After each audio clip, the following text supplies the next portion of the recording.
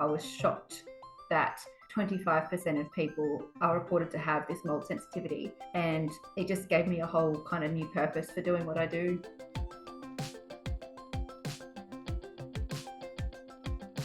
Welcome to the Passive House podcast, brought to you by Passive House Accelerator, a catalyst for zero carbon building. For news, inspiration and connections from all flavours of Passive House, check out passivehouseaccelerator.com. Sign up to receive regular updates about events, get your questions answered and contribute to the community dialogue. There's loads of free information for experienced professionals and people just starting out on their Passive House journey. We hope to see you at one of our weekly Passive House Accelerator live webinars. In the meantime, here's this week's Passive House podcast. Well, welcome back to the Passive House podcast. I'm Matthew Cutler, coming to you from Tamaki Makaurau, Auckland in New Zealand. And I'm Zach Stemke, coming to you from Seattle, Washington. Good to chat, Zach. Good to have another great interview. That we're heading back to Australia this week for a chat that I had with Jessica Kismet, who I've known for a little while, but it was really great to catch up with her in person and also record an interview with her about her journey. So we'll get into that pretty quickly, but before we do, we've got a few people to thank.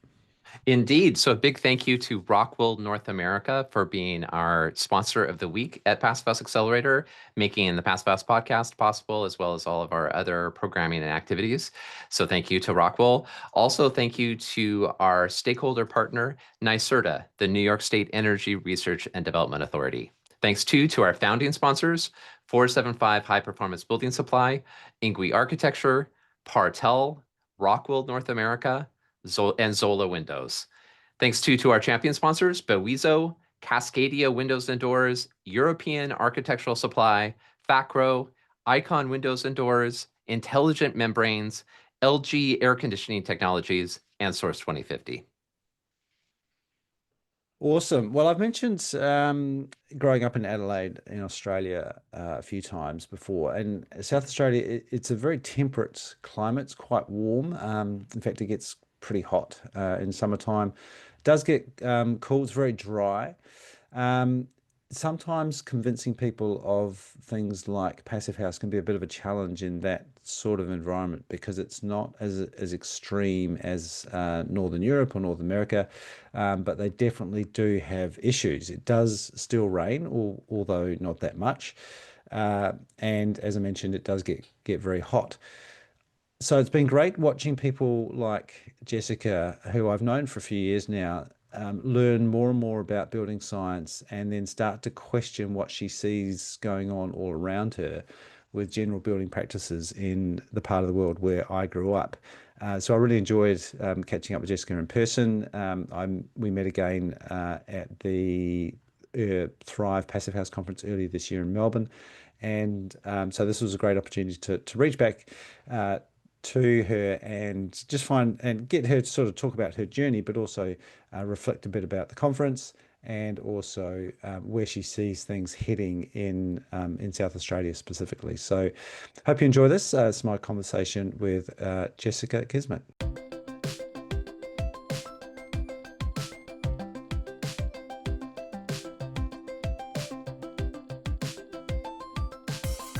All right. Hey, well, thank you, Jessica, for joining us. It seems ironic that we're catching up on Zoom after I was in your town just last week. How are things going? Oh, no, I didn't catch you. Hey, Matthew, I'm good. Thanks for having me on. Well, it was great to see you in Melbourne. Yes, I know. Crossing paths in a number of different locations across the country at the moment. Yeah. Before we get into Melbourne, just let's do a short background as to who you are and what you do. Yeah, sure. I'm a high building. What do you call it? High performance consultant. Building consultant. Yeah, in Adelaide for a company called Climasure, which is attached to a passive house building company owned by a guy named Jackson Dickney. The building company is Enduro Builders. So I've been working here for nearly 4 years, and before that I was in energy efficiency compliant, so NatHERS star ratings and performance solutions and things like that against the building code. But yeah, decided I wanted to specialize in performance because I just think it's important that what gets designed and modeled in the energy efficiency software actually gets built, and that all of the risks that go along with or all the inherent concerns around moisture all of those risks get mitigated. Yeah. Tell me, that's an interesting transition from compliance, which everyone needs, is kind of a big industry. What was that like, going from just a compliance role to trying to get people going beyond just complying? Working in the company I work for, it was not too hard because everybody who comes to us already is sold on, they already want what we offer. So I'm pretty lucky in that way. The resistance comes up when I get a client who calls me and they want to get their builder on board and the builder isn't quite there yet. So then I have conversations with the builder, direct them to our website, give them resources, and help the client to get the builder on board. Yeah. That's probably the biggest challenge in terms of conversion. Yeah. And over the last 4 years, you've been pretty active online. You've been doing lots of learning, and I see you as kind of in a relatively small group of at the forefront of building science, really, in Australia now. How would you describe the state of building science as a thing in Australia, given what you know about what's going on internationally? I live and breathe it every day. So to me, it's a no-brainer. It's what every builder, every project should be taking into consideration. And I have just finished reading, speaking of international issues with construction, I've just finished reading Rotonomics, which is the book about the leaky building crisis in New Zealand.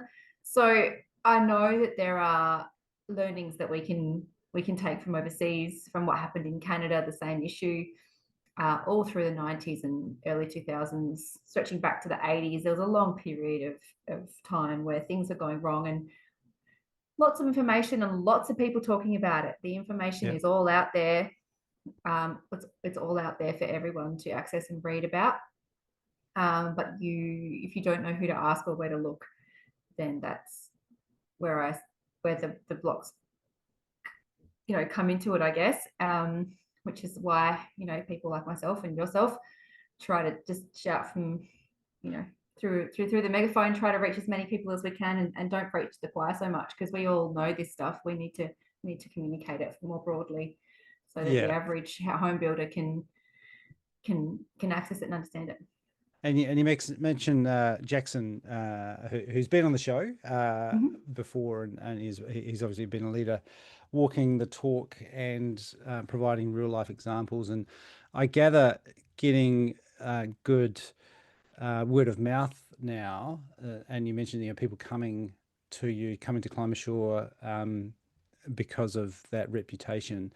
But I guess, is it still a challenge to reach the masses? For sure. Yeah. We do have a little niche here in Adelaide. Jackson is definitely the front runner in terms of construction. There's a couple of other builders in Adelaide who are definitely picking up the pace and learning from us, from both companies. And they are becoming leaders in their own right. He's definitely still out. He's definitely still a front runner. As far as converting the masses, I think it always comes down to perception of cost and value. I think the bigger, better, brighter, fancier houses, I mean, they all cost money, and all of the things that we want to incorporate in a home cost money, that costs over and above your minimum code. And people, it seems to me that the general masses aren't willing to compromise on size to incorporate those things. But I also think it's just a matter of not knowing, not understanding, not having experienced it before, or not having experienced the worst of what could really happen if you get it wrong, in order to sort of push them towards learning more. Yeah. Yeah. When did you first come across Passive House? I came across Passive House, I reckon it was, I think I did my first blower door test in 2017 or 18. So I was in my compliance role, and somebody at my workplace had started doing blower door testing, and I was immediately fascinated by this, and I convinced the management at my job to let me learn blower door testing. Mm-hmm. And I guess it's just one thing after another once you start going down the air tightness route. So I did like a day-long introduction to Passive House back when I was working at that role, and then did my certification when I moved to Enduro. So it's been 4, 5, 6 or so years. Yeah. And what do you say now when, particularly in South Australia, which is incredibly dry and relatively temperate for most of the year, at least not right now when it's in the middle of a storm. But what do you say when people say that Passive House is just overkill in that sort of climate? I think that I keep repeating myself that heat, air, and moisture impacts you no matter if you know it or not, and no matter what climate you're in. It's not overkill. We get down to the coldest night I've experienced in Adelaide was 2 degrees, and the hottest day has been up around 40, low 40s. Yeah. So it's not overkill at all. I don't care which climate you're in. Indoor air quality matters, and comfort matters. It matters to more than just your physical health. It matters to your mental health. It matters to your family. It matters to your daily experience of life. And so it's not overkill. You just have to understand what it is. Yeah. And you've been attending and also active in that Passive House space. We were recently in Melbourne. What were your thoughts, highlights from the recent Thrive conference? I think my biggest takeaway from the conference itself was that multi-res is definitely a easier way to get more people into high quality buildings, high quality homes more quickly, and more cheaply.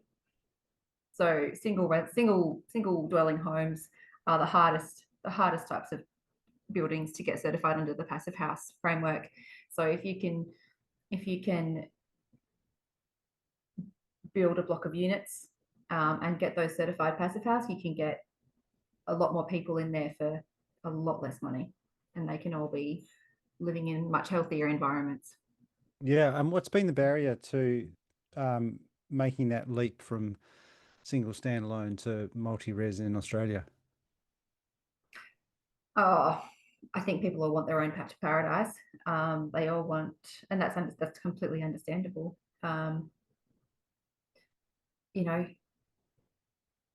I think apartment living is much more common overseas. Here in Australia, it's not. We want we want the backyard and the dog and all that sort of thing. And especially in Adelaide, like in the Passive House conference last week, there was talks about build to rent, which I think is a fantastic idea. Certified Passive House build to rent is a fantastic idea, but I just don't see it taking off in Adelaide. Is there any build to rent in Adelaide? I don't know. I would have to ask somebody. Yeah, I mean, I certainly don't know of any. It's only, I mean, you've got a few really good examples in Melbourne and I think Sydney now, but relatively early days. But I think gaining traction there. But I haven't seen any specifically in Adelaide. Yeah, there might be some over like, Bowden Way. I don't think so though, not build to rent. There's other types of developments, the sustainable developments, but not, I don't believe build to rent is one of them. I just don't know if that's, if the mindset in Adelaide is as such that it would take off here. Much more likely over in Melbourne and Sydney. But who knows? The cost of living may change that landscape. One of the themes I picked up at the conference was people thinking about how they communicate about Passive House. And obviously there's the official line from the Australian Passive House Association, which is similar from to Passive House Institute New Zealand, sort of picking up on some of that same thinking. But then there was also a couple of examples from the industry. Were those something that you resonate with when you're describing what Passive House is to non-Passive House people? Do you mean like the sell the dream, not what was the saying that they were using? Well, I mean, the main thing was around using the client's language, or trying to Oh, understand that's where the right. Yeah. client is coming from, rather than, which is kind of hard for us to do because we're so used to talking about air tightness and thermal bridges and continuous insulation. Yeah.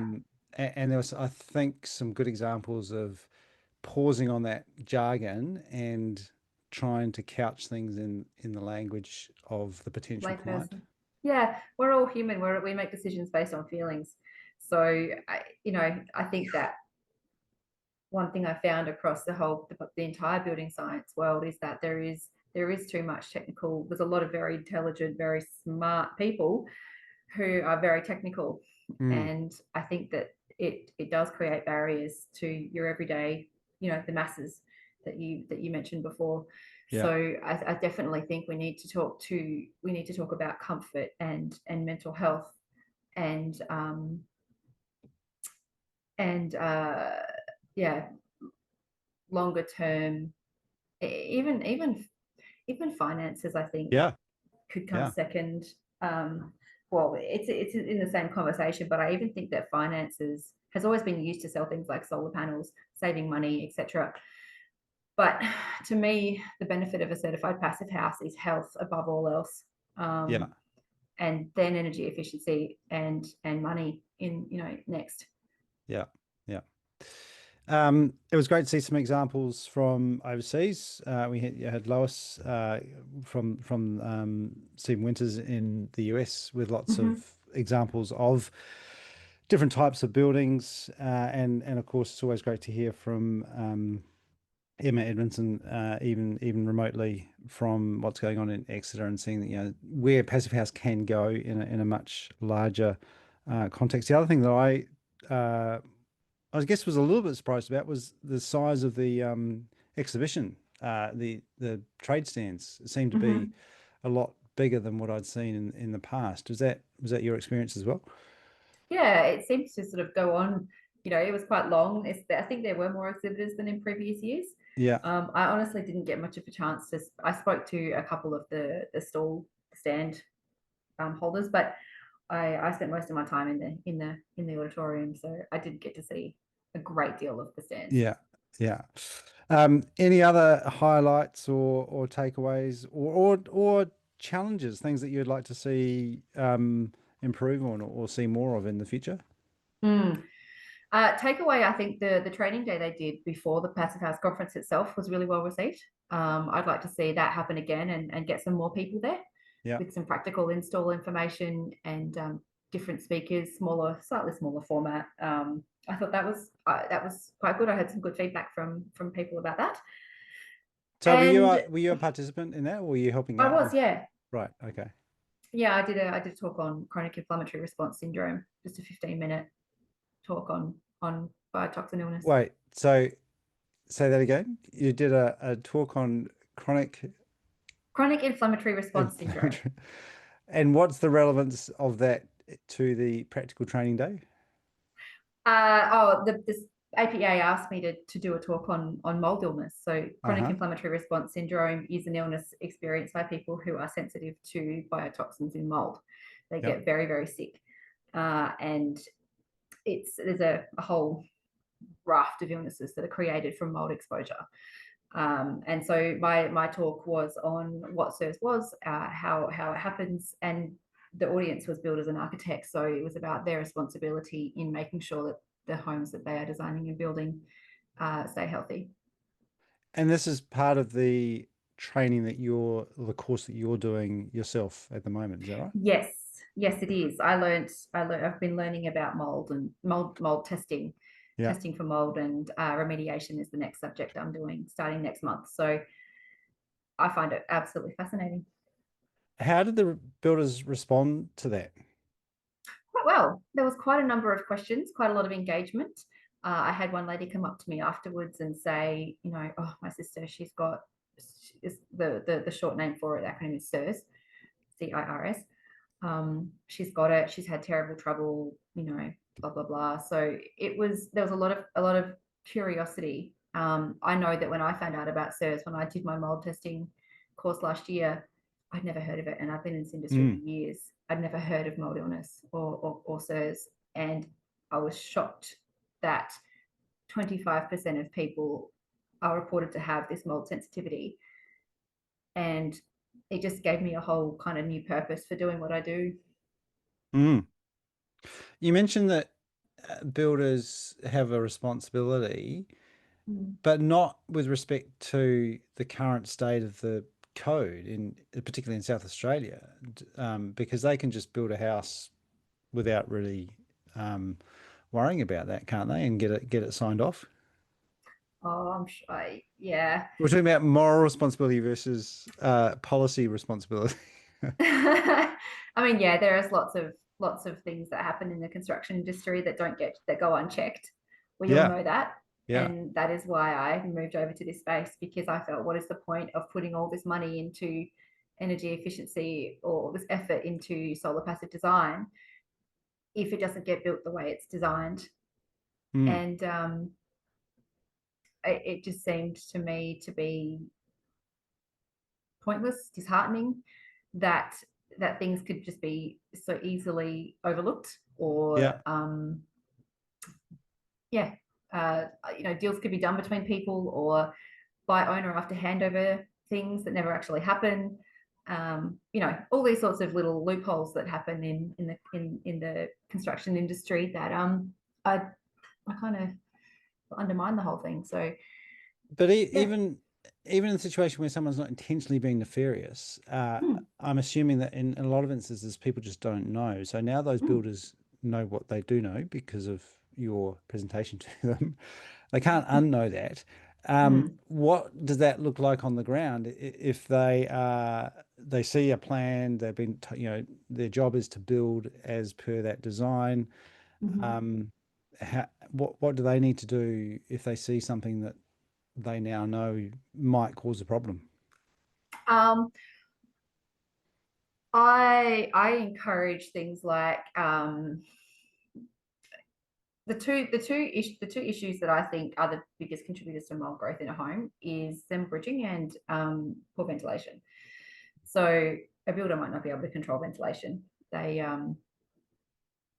can't do much about whether or not, like a tradie, for example, not necessarily the builder, or even a builder, they might not be able to control if that client is going to install mechanical ventilation, or if they're going to open their windows up or not when they're living in the house. But part of my talk was just impressing the importance of humidity inside and keeping that under a certain level, especially in wet areas, having good extraction.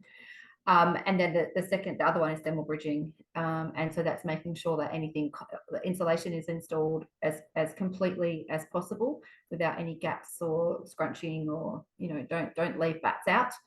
And insulating steel externally. That was probably, you know, the cold spots equals mold spots. That was, people liked that little ditty. It's stuck in some people's minds. Yeah. Now, steel frame is interesting because there's a relatively high prevalence of that in Australia. So you're talking lightweight, light gauge steel frame in place of timber. I don't know what proportion. I think I've seen some stats around 20% of residential construction is light gauge steel frame. But as I understand it, the rules for reducing that thermal bridges are pretty minimal. You can basically just treat it as timber and put insulation between the frame, you know, the studs and the bracing. Is that true, or is there a requirement to put at least some thermal bridge on there?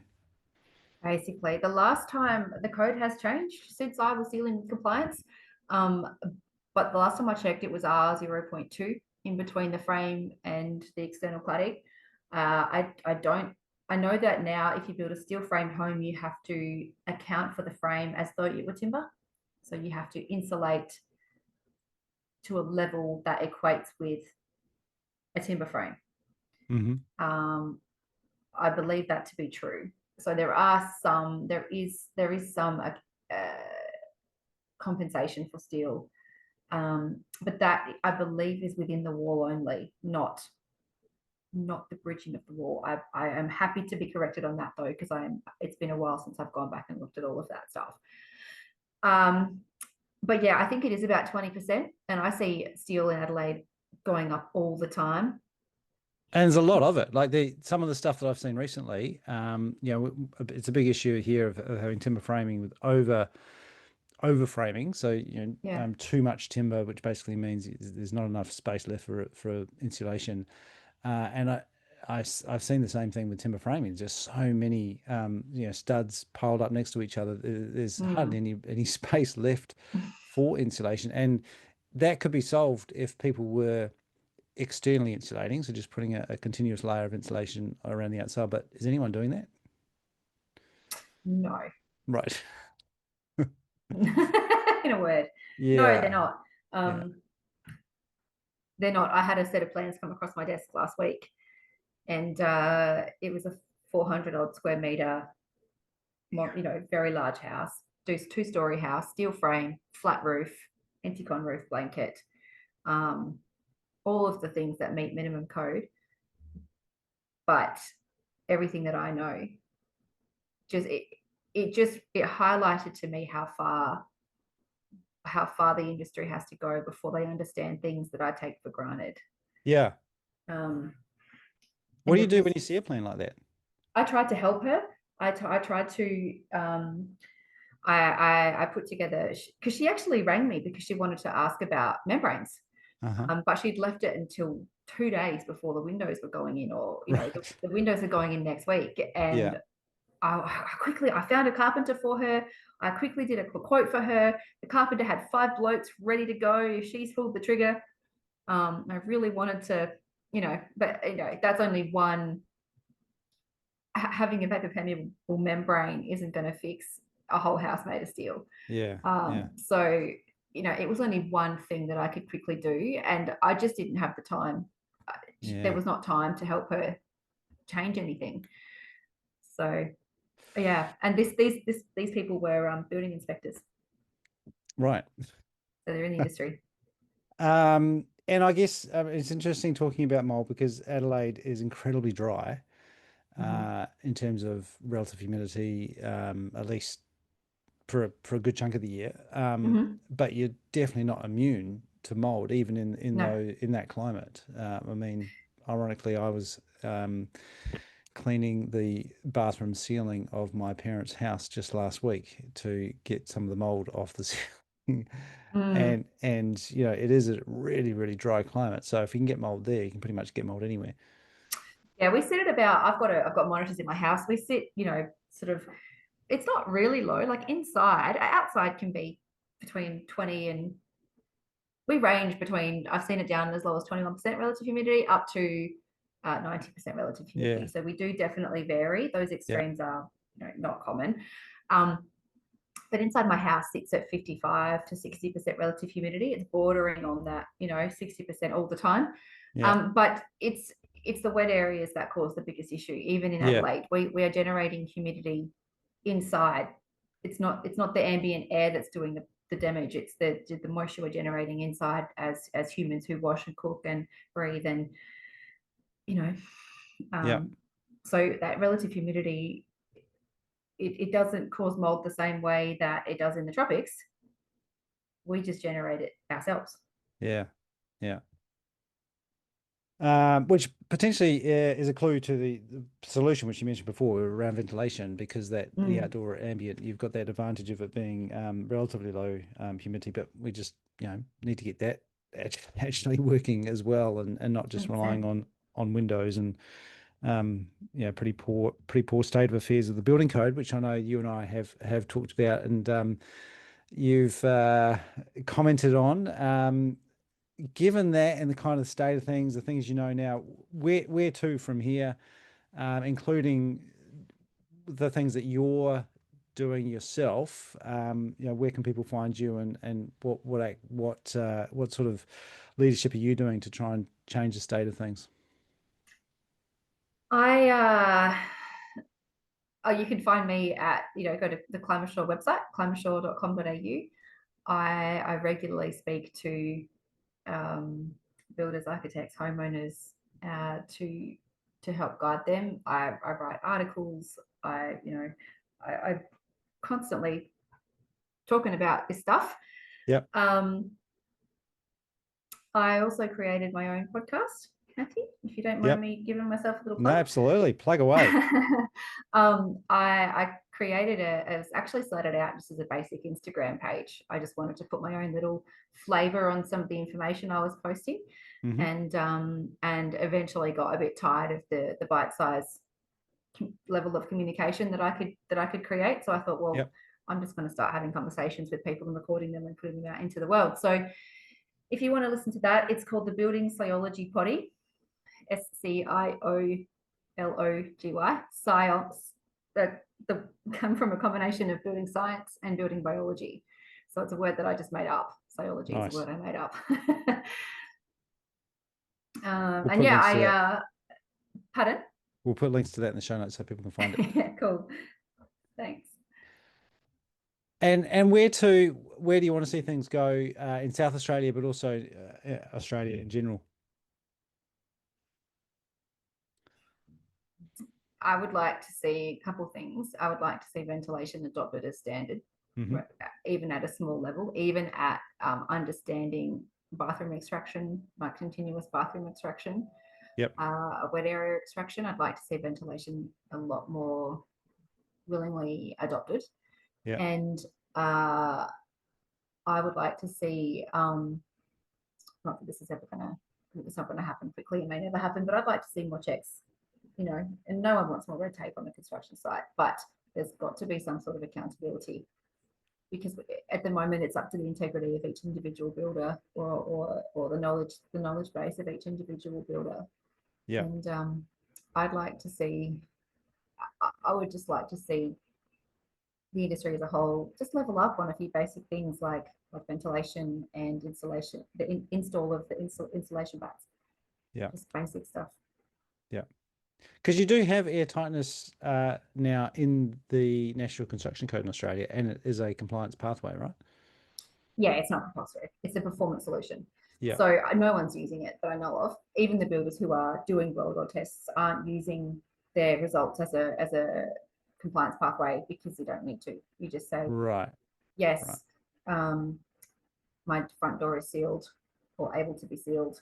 Right. Yes, my exhaust fans exist, even if they potentially haven't been installed.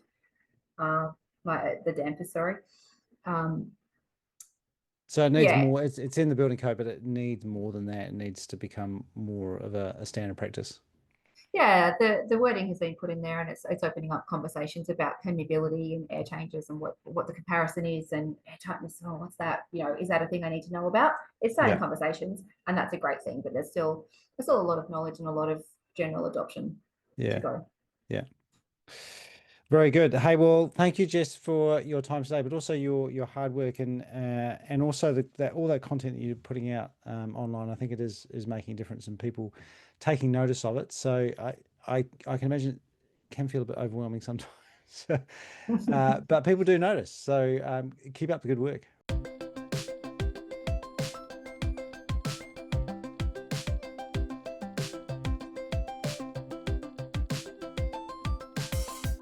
And that was Jessica Kismet, who's the technical manager at Climate Shore, based in South Australia. What do you think, Zach? Well, great conversation. And I was really struck by her response to your question about what do you say when people say passive house is just going too far? And she just honed in right on to the human experience in these buildings and the fact that, indoor air quality and comfort really matter. And that matters for your physical health, but also your mental health, the experience for your family, your quality of life, and being during these heat waves or bad outdoor air quality, or also really interesting to learn about the impact of mold and the chronic inflammatory response syndrome, the CIRS. It just really, I think those are all compelling arguments and reasons that no, in fact, Passive House is not too far. Yeah, yeah. Yeah, and that's something that Jessica's really been leaning into over the last couple of years, learning more and more about the impact of buildings on health. She's been doing some additional study specifically on indoor air quality, learning about how to identify and take samples of mold and to quantify indoor air quality, not just relative humidity and CO2, but also taking air samples and then getting them tested and analyzed. And as I mentioned at the top, it is really dry in Adelaide, and I think that gives some builders and designers a bit of a false sense of security, because Jessica's shown photos. She's got some great social media, by the way. You should definitely check her out on Instagram and I think on TikTok as well. But she's shown photos of building sites in Adelaide that are moldy before the cladding goes on, before the building gets wrapped, and they just proceed and wrap all that mold into the new building. Not uncommon to see that here. We've got a much higher relative humidity here in New Zealand, but and also further north in other parts of Australia where it does get a lot more humid. So really critical issues, and all things that Passive House can help with, particularly around reducing those cold spots and prevent them from becoming mold spots, and really thinking about the impact of thermal bridges, better ventilation, all contribute to the better health outcomes for occupants, regardless of whether people think that Passive House is going too far or not in that part of the world. So yeah, she's doing some fantastic work. As I mentioned, really looking at trying to communicate those messages out to a wider audience as well. So I'll try and find some links to put, but if you search up Jessica, you'll definitely find her on social media, where she provides lots of really great videos. Yeah, and you touched on a couple of the nuggets I think that people can take away regarding mold and how to deal with it in buildings. And one of the reasons that Passive House is so effective at that, and that was the cold spots equals mold spots, which was awesome. And then the two most important factors in mold growth in her mind are thermal bridging and poor ventilation. Yeah, just a couple of communications nuggets to put in your back pocket for next time. Yeah. I also was really felt I resonated with the conversation about the multi-res or I think we would call them multifamily buildings, and both the observation on her part that it's an easier way to get more people into Passive House more quickly and more cheaply, but also her response to your question about what's the barrier, and that was that people in Adelaide like their single family houses, they like the backyard and the dog, and I think that that's true here as well. And another added difficulty is that it's hard to build multifamily buildings. And this is something that came up with the recent interview that Michael Ingui did with Jesse Thompson within the collective. Jesse's observation was that it's almost, unless you have a team, you have kind of a legal team behind you, it's not actually illegal, but it's functionally illegal to build a multifamily building in most cities. And so it takes a lot of work to get through the hurdles to make that happen. And it's just one of those frustrating kind of regulatory barriers to a better building. And of course, they're all the kind of physics reasons and geometry reasons in terms of the surface area and the volume that make it such a good kind of form to use for better, sustainable, healthy buildings. So there's unfortunately we have kind of built in this bias towards single family buildings into our regulatory frameworks, and that's something that we need to work to dismantle. Honestly. Yeah, I mean, I still see it all the time of new infill town housing where a single family home gets knocked down and then 4 or 5 houses get built on that section. So many times they are quite large, 4-bedroom, double-story houses, but built as standalone houses with a 1 or 2 meter strip of useless land in between them. Sometimes with windows facing each other, just so that the listing can say standalone house, which I get it attracts a higher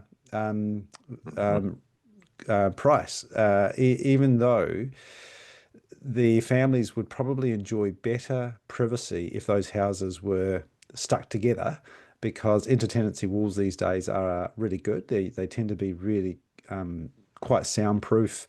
You have better privacy because you don't have a window, 2 windows facing each other, and you don't lose this lose is completely useless strip of land in between the 2 buildings. You can actually make more use of the available space, and you have a better thermal envelope. So lots of logical reasons why it's a better idea, but I totally get that there's cultural barrier to wanting something that's standalone, even if it's very, very close to your neighbor's house. So I think that the solution to that is providing better design to the market, and some of the most prestigious real estate in the world are places like Bath in the UK, or streets in Paris, or places in New York, where you have these amazing townhouses or city apartments that are all attached to each other, but they're some of the most high value property in the world. So it can be done. It can be done well, and it can be done in an attractive,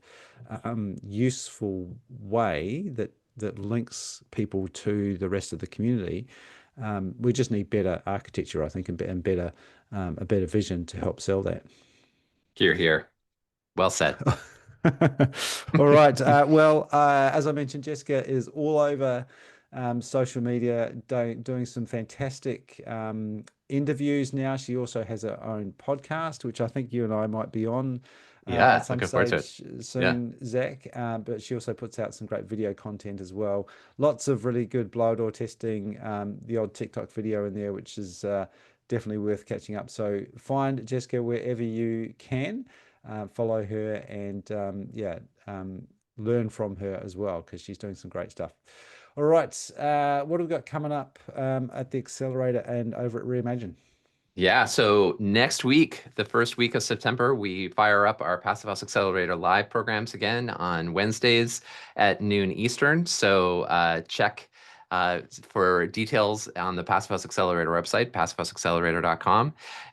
Meanwhile, we have lots of programming going in the Reimagine Buildings Collective, including an Ask Me Anything Friday session this week with Ed May of Building Type, and the master passive house modeler and educator and all around cool human. So join the collective if you haven't already, to take advantage of Ask Me Anythings like this one, and have some FaceTime with folks like Ed. And then mark your calendar for September 19th. We have something very special coming your way that day. Sounds exciting. Yes. All right. Very good. Well, thanks for that, Zach. And thank you to all our listeners and supporters. We'll be back again next week on the Passive House Podcast.